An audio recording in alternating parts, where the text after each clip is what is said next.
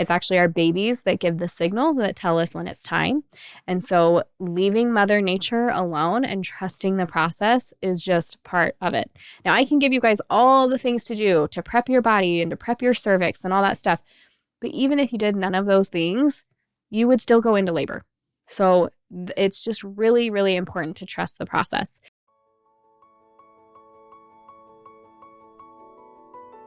Getting pregnant and giving birth are two of the most exciting things you can ever hope to experience in this life. The moment you think you could be pregnant, you're frantically searching for all the best information, which is why you're here today.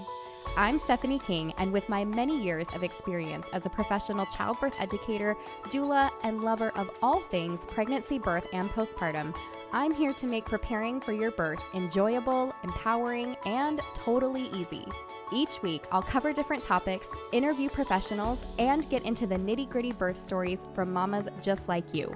And when you're ready for more, you can join me in the My Essential Birth course at myessentialbirth.com, where I take you step by step through exactly how to prepare your mind, body, spirit, and partner for a birth you love.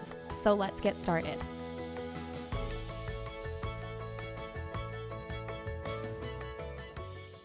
Hello, and welcome back to the Pregnancy and Birth Made Easy podcast. This week's topic is pretty exciting. I think it's something that every mom needs to hear about, and that is the top 5 pregnancy myths. Now, if you are here with me and you have not downloaded the 3 exercise guide, I need you to do that right now. It is the thing that's going to prepare you to have an easier and more comfortable birth. So I'll put a link below, but you can head to myessentialbirth.com/3-exercises. Download the guide. You get a whole week of freebies, videos, audio stuff, all kinds of things that are going to help you prepare for your very best birth yet. But let's get into today's episode topic because I think it's a good one. And I think it's something that all of you guys are possibly dealing with on a regular basis where you're like hearing all this information. You're like, wait, what is true and what isn't? And I think it's really common for us to get a barrage of information. And so that's why I love that you have a place you can go like this podcast, or hopefully you have some other really good sources that you can go and say, okay, if this person says that it's legit, then we can trust and move on. And if not, then I can ignore. So we're going to kind of go through a couple of those today. Some are old wives' tales, right? Things that you're hearing. Some of it's just outdated information.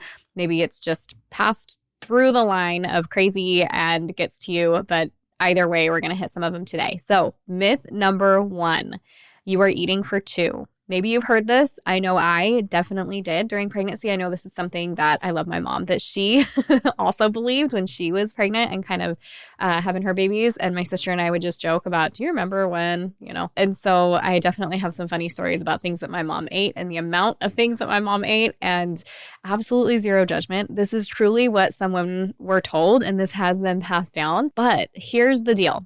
Your body really doesn't need that much more in the way of like a full second meal, especially when we're talking about things like carbs and stuff that would not be good for us. However, the way to look at this is I don't need to eat for 2, but I should probably be eating twice as healthy. So maybe kind of put that into a different context in our minds so that we can focus on the things that matter most, which really have to do with what we're consuming and how much we're consuming of it.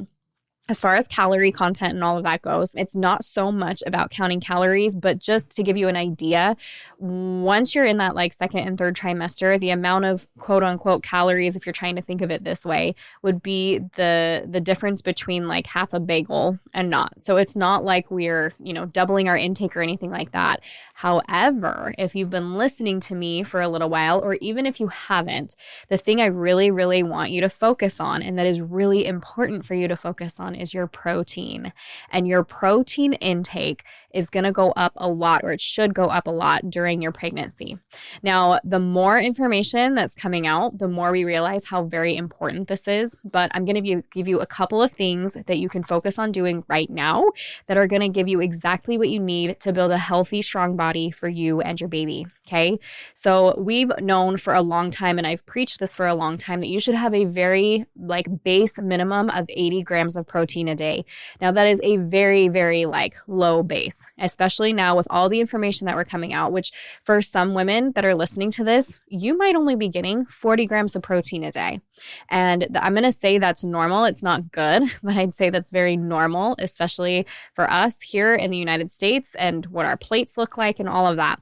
Yes, we go out and we get these big slabs of meat and stuff that come with our food. We also get a ton of vegetables and junk on the side that we probably shouldn't be eating, right? We get bread to start with, bread and butter, and then our vegetables and whatever, depending on where we go and eat, right? Salads and all that stuff.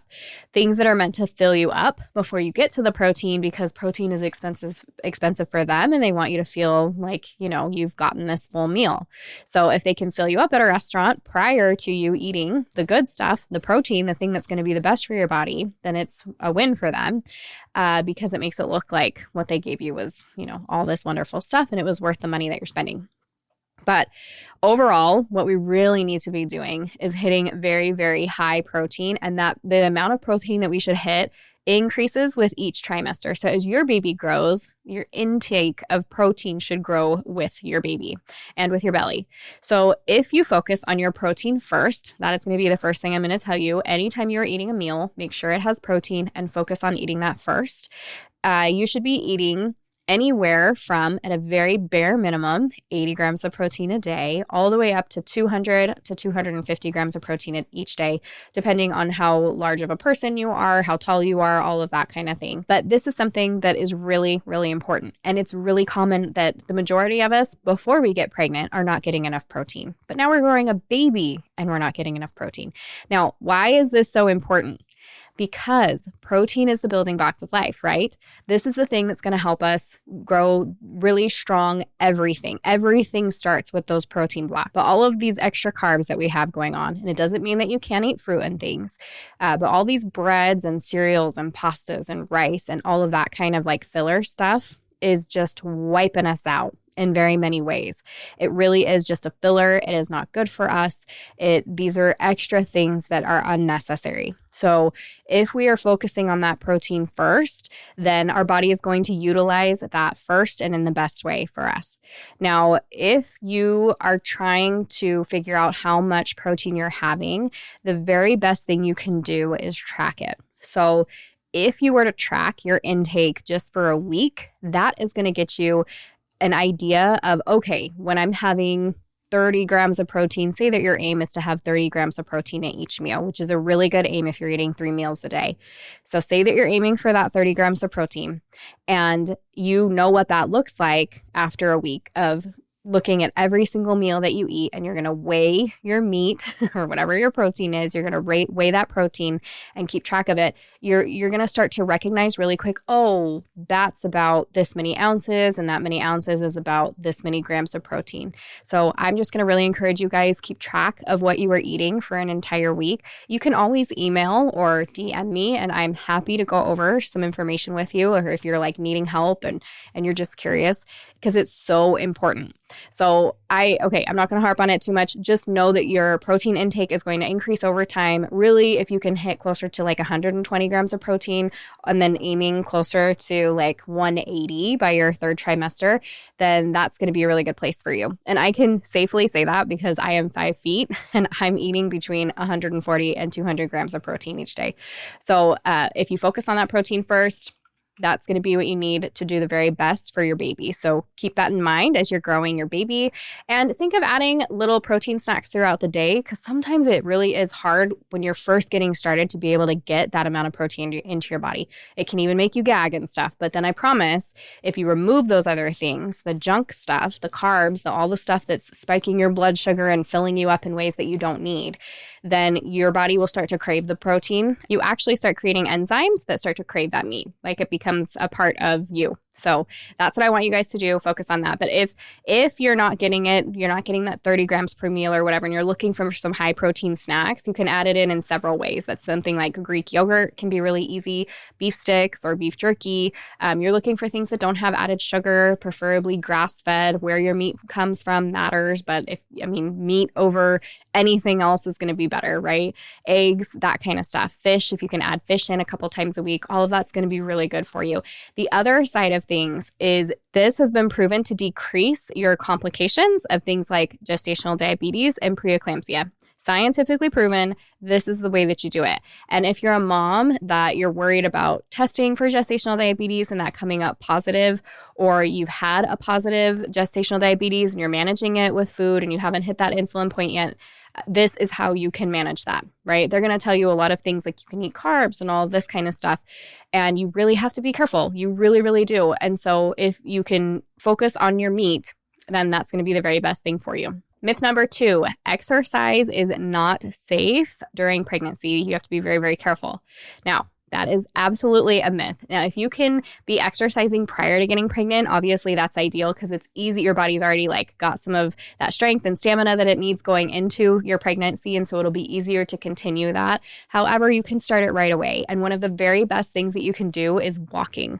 Walking during pregnancy and anytime actually during your postpartum period, prior to getting pregnant, walking is actually one of the best things that you can do for your body. And I don't know if you guys have seen it, but the new stuff coming out, even from all these ladies that have been teaching exercise science and all this stuff for all these years, and now they're getting older and their bodies are not reacting the same to the workouts that they used to do and stuff.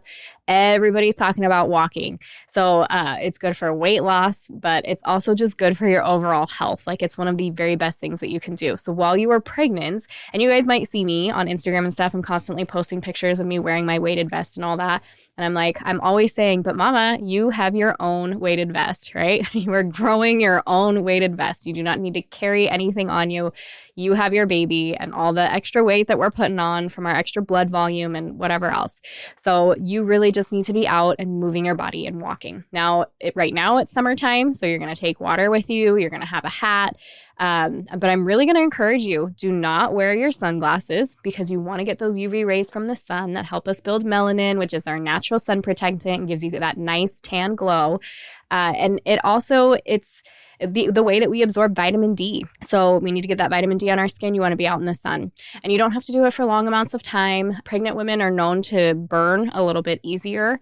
So, do it in little spurts, but make sure you're staying hydrated. That also, along with that, make sure that you're salting your food to taste, and it should be iodized salt. I know sea salt is the big thing, but if you are not taking an iodine supplement, now you're not getting your iodine as well. And I'm not going to get into all that, but just trust me to get out, move your body. Exercise is so good. And if you like walking and you want to be doing a little bit of weight training too, that's totally fine. Again, you can do a lot of body weight stuff. You do not need to do any kind of strength training in the way of adding weights or anything like that. However, you totally can. So you would just start small like anything else and work up to it. So you can do, lunges and all that kind of stuff safely at home. You want to avoid things that are going to put you directly flat on your back for long periods of time. I'm sure most of you have heard of that now.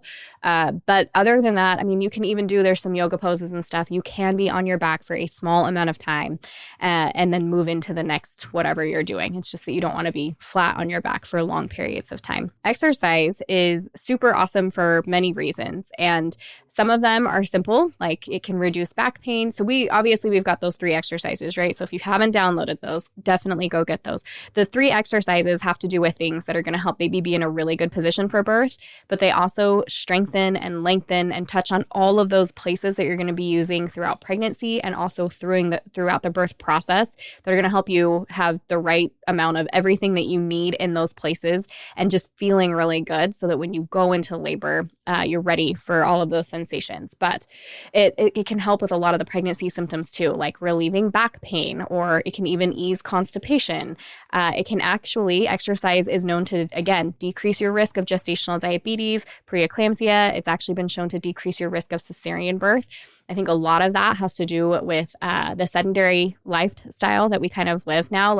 I even tell moms, if you can and you're sitting in a chair, be in a more upright position, right? It's so normal for us to lean back into the chair, curve our back, sit on our phone, and we're just in the worst possible position that we could be for trying to allow a baby to get into a good position for labor and birth. So grab a birth ball, be in a squatted position, lean forward in your chairs when you are sitting, think of your posture, and that even that simple thing can make a huge difference when it comes to birth time.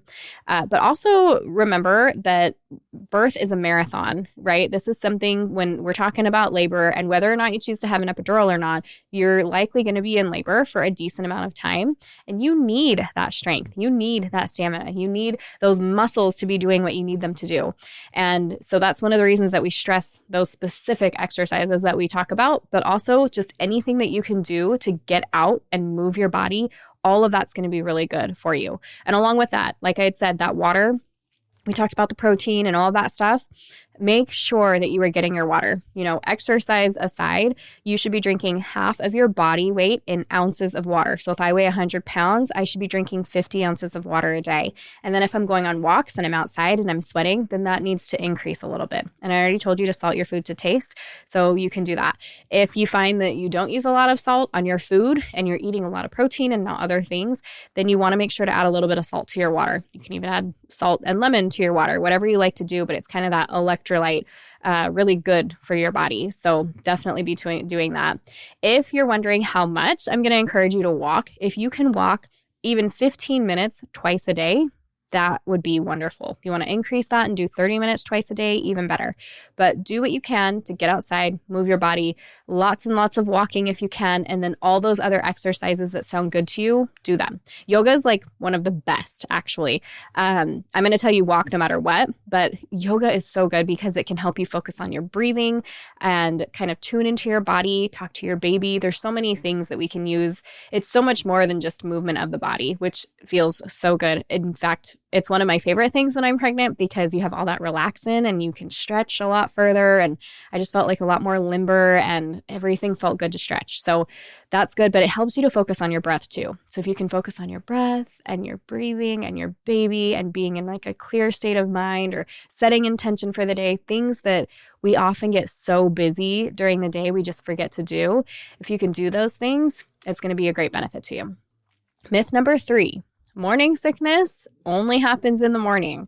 And if you are pregnant and you have experienced this, then you already know that this is a joke. We have no idea why they call it morning sickness. Unfortunately, it's probably more of an all-day sickness, not really a morning sickness. So if you are one of the lucky moms that experience some kind of nausea or vomiting, you're not alone. It's about 70% of women that do. However, and this is completely 100% anecdotal at this point. I have not done research on this. However, moms that I've talked to, whether I've interviewed them on the podcast here or I've talked to in person that are active and are good about hitting their protein and their water intake. So active, protein, water tend to have a lot less, if almost no morning sickness. Now, I'm going to say that, and there's going to be plenty of you that is not the case. So as I said, it's completely anecdotal. However, this is what I have personally noticed recently within the last couple of years. If you've heard me interview some of these moms on the podcast and stuff, and I'll tell me about your pregnancy, tell me about this. And then I ask him, okay, how are you feeling so good? What are your daily habits? What does that look like? These are the kinds of things that I'm hearing back. So just something to think about. It's not going to hurt to try and do those things. Now, if you're like totally sick and you're like, I can't keep anything down, and she told me if I did this, I don't want you to feel bad or beat yourself up or anything like that. That's not what this is about. I just want to throw it out there so that we can really focus on doing those good things for our body and hopefully reaping some benefits from it as well. Myth number 4, your baby needs to be born by your due date. Otherwise, we're going to be talking induction, right? Wrong. It's so wrong. It's so normal for you to get a due date, and it is such a guess that you go either before or after that date. This is just a best guess. So the way the due date is calculated is off of the first day of your last missed period. They're going to count 14 days from that and assume that that is when you got pregnant, was on day 14, and they start counting from there. So we know that, and that's assuming a 28-day cycle as well. We know that women have different cycles. They can either have shorter or longer cycles, and you can ovulate either, less than 14 days or after 14 days, and then you can implant right away, or it can take a couple of days. So it can really be off by a little bit, on top of the fact that that date is not going to be perfect anyways. So Say that some of those things apply where you're like, no, I'm a late ovulator and I have a longer cycle, and you've got some things like that. And so there's a reason that the due date would change anyways. But even if those don't apply, even if we just use the basics of that model and we use that due date, a mom, it's been told on average, based off of that due date, a mom is pregnant for a first-time mom can, on average, 41 weeks and 1 day. Okay, so that means that a first-time mom, based off that model, it's totally normal for her to go over a week past that guest date. It's also normal for her to go a little bit before. That's an average. So that's in the middle. In the middle, the majority of moms will deliver by this due date, but that means that there's people on either side. So going past a 41 plus 1 is totally normal too. And for first-time moms, we know that they tend to be pregnant longer than second and third-time moms. But again, it's an average. So if you heard my story, I was pregnant longer with each of my babies. So it's not like a set in stone rule, but it is very, very common for that first baby to take a little while to be doing its stuff. So keep that in mind. This is especially important because induction rates have risen a ton. Some of it has to do with the Arrive trial, and I'm going to include the podcast episode that I did all about the Arrive trial within this episode show notes so that you guys can go and check that out. myessentialbirth.com/podcast, and then find this episode. But a lot of it had to do with that. A lot of it had to do with 2020 and COVID and regulations and hospital policy and all that kind of stuff. We really saw it skyrocket during that time. It hasn't come back down. And that's the big problem, is once we start making these decisions for women, they don't tend to trend back to what they used to be. Like more and more control ends up being just what happens. That's just the reality of it. So you have to be pretty vigilant and understand that you're probably going to have a conversation with your provider if you are giving birth in a hospital about induction. And they're going to want to schedule it for around 39 weeks. So that conversation, if you haven't had it already and you're pregnant, is probably coming. And it's really important to know that our bodies are so smart and they know exactly when to go into labor. It's actually our babies that give the signal that tell us when it's time. And so leaving Mother Nature alone and trusting the process is just part of it. Now, I can give you guys all the things to do to prep your body and to prep your cervix and all that stuff. But even if you did none of those things, you would still go into labor. So it's just really, really important to trust the process. But you need to know that it's just a guess, because you're definitely going to have this conversation along the way. If you are in a hospital with an in-hospital provider, it is very, very highly likely that this is going to be a conversation that you have. And that's why I'm going to include the Arrive trial in here, because you want to know the ins and outs of it. You want to know what's safe for you and your baby, so that when a provider is coming to you and saying, this is what we need to do because of the safety of your baby, you can ask the right questions, because it's not always safer to mechanically induce a mom and baby before the baby gives the signal.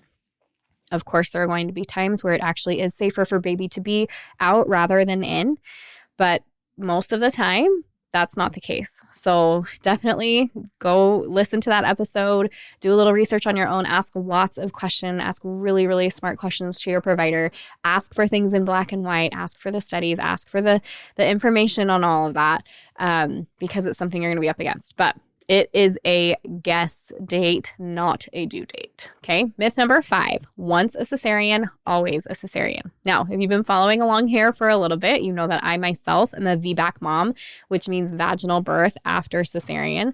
I've also interviewed moms who have had vaginal births after cesarean, and there are different reasons for having cesareans as well, right? If you have a breech baby and you didn't have a choice in the matter because there were no providers nearby and that's just the way that things went, that's very different from somebody who's had a quote trial of labor and things didn't, failure to progress or whatever. That's going to be a different conversation with your provider. So it doesn't mean that one is going to make it so that you can't give birth vaginally later and the other makes it so you can.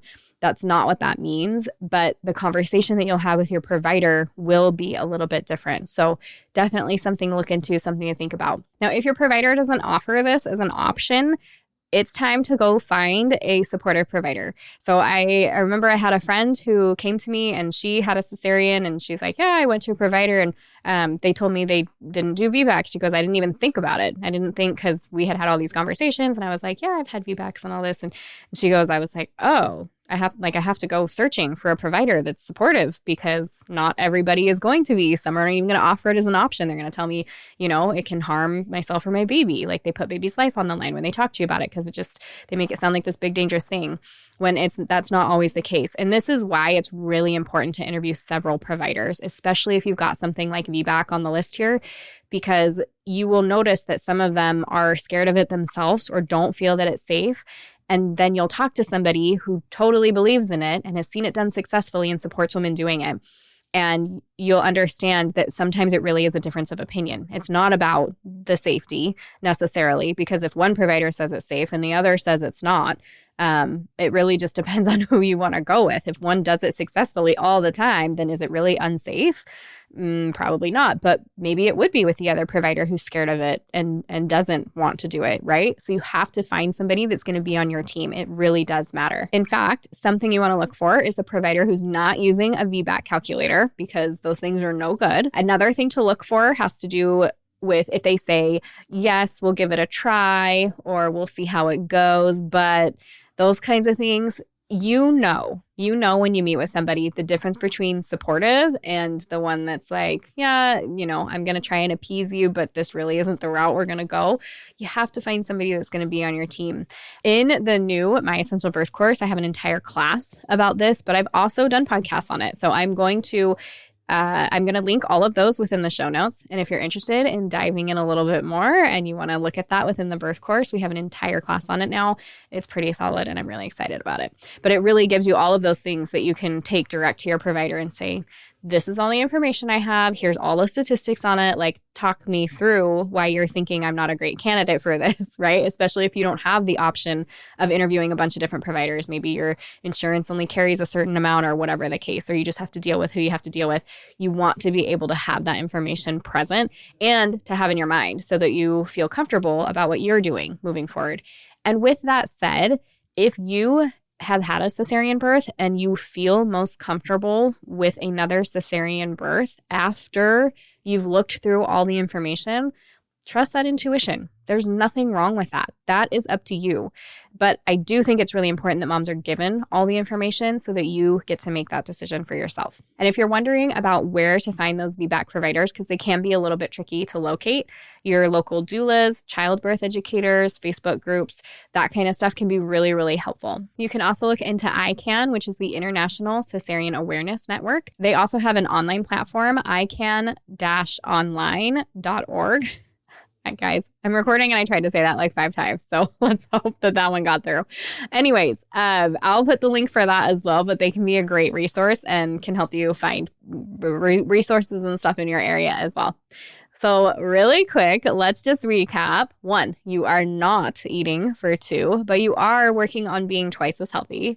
2, exercise is not dangerous. It's so good for you, and you're going to start walking today. 3, morning sickness is not always in the morning. But again, if you're already experiencing this so-called morning sickness, you already know that.